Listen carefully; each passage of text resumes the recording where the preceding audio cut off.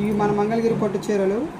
పళ్ళు చేతలకి peacock design వస్తుంది, రాణి colour combination వస్తుంది పళ్ళు. బార్డర్ వచ్చేతలకి గోల్డ్ కలర్ బార్డర్ వస్తుంది మీకు, జెరీ బార్డర్లో మీకు నెమల్ డిజైన్ వస్తుంది.